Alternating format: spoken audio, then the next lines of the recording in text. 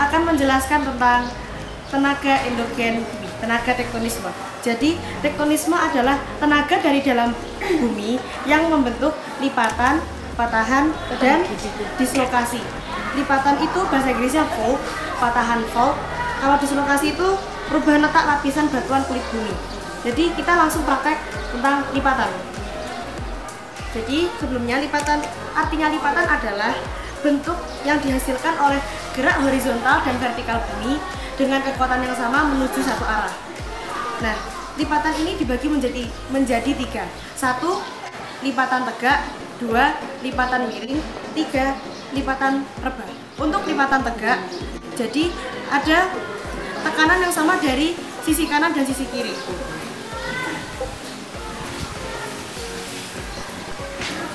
Nah, seperti ini kan bentuknya tegak, membentuk satu sisi yang tegak. Terus yang kedua, lipatan miring.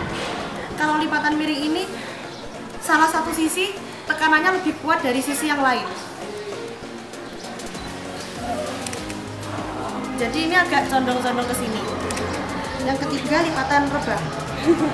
Kalau lipatan rebah ini salah satu sisi memiliki kekuatan yang sangat kuat sehingga terlihat seperti menindih sisi yang lebih lemah. Oh ya, wilayah batuan yang biasanya terjadi lipatan itu batuan plastis. Batuan ini tuh elastis, jadi gampang berubah. Sekarang kita akan menjelaskan tentang patahan. Patahan itu letak atau patahnya bagian bumi karena tekanan horizontal dan tekanan vertikal. Biasanya wilayah batuan yang terjadi patahan itu di wilayah batuan yang lemah atau resisten sehingga mudah sekali rusak atau patah. Sekarang kita akan menjelaskan tentang patahan normal. Patahan normal ini nama lainnya patahan turun. Jadi, itu satu bagian turun mengikuti arah gravitasi bumi. Nah, ini bisa dilihat, ini relnya turun ke sini sehingga rusak. Yang kedua adalah patahan naik atau nama lainnya reserve fault. Jadi, satu bagian ini nanti naik sehingga ada bagian yang akan rusak. Seperti ini.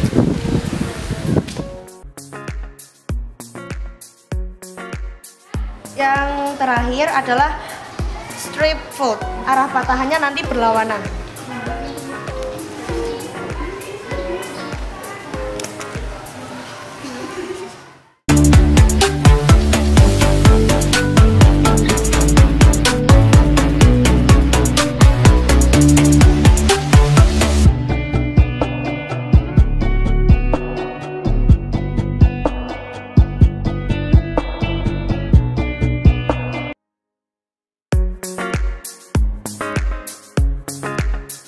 Vulkanisme mengacu pada proses magma dari asthenosfer naik ke permukaan bumi karena suhu magma yang sangat tinggi dan kandungan gas yang cukup banyak di dalamnya.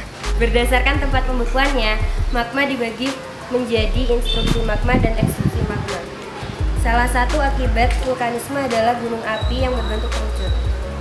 Erupsi linier adalah keluarnya magma dari celah-celah. Contohnya biasanya terdapat dari bekas patahan. Erupsi areal adalah keluarnya magma dari permukaan bumi yang dekat dengan dapur magma. Erupsi sentral adalah keluarnya magma dari pipa kepundan gunung berapi. Keep on trying to hide it, but your friends know. I only call you when it's high.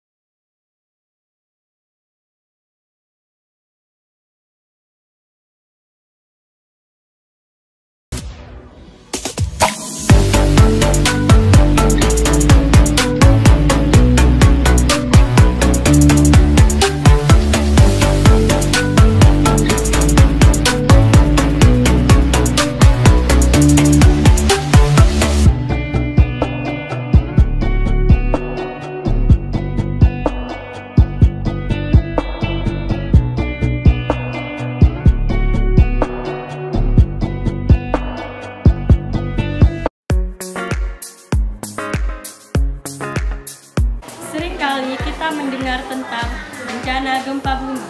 Nah, bencana gempa bumi sering melanda di permukaan bumi kita. Salah satunya adalah negara kita sendiri, yaitu negara Indonesia. Mengapa negara Indonesia sering terjadi gempa bumi? Nah, alasannya karena di Indonesia terdapat banyak gunung api yang berada di siklon Pasifik sehingga mengakibatkan banyak terjadinya gempa bumi. Jadi gempa bumi ini terbagi atas beberapa jenis, yaitu berdasarkan gelombang. Jadi kalau berdasarkan gelombang itu ada yang gelombang primer dan sekunder. Gelombang primer itu rambatannya itu lebih cepat daripada gelombang sekunder. Lalu gempa bumi juga dibagi atas penyebabnya.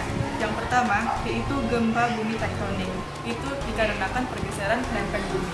Yang kedua, gempa bumi vulkanik itu dikarenakan tekanan gas yang sangat kuat dan sangat besar terhadap sumbatan kawah sehingga lempeng bumi tidak bisa menahan dan terjadi getaran. Dan yang ketiga ada gempa bumi runtuhan.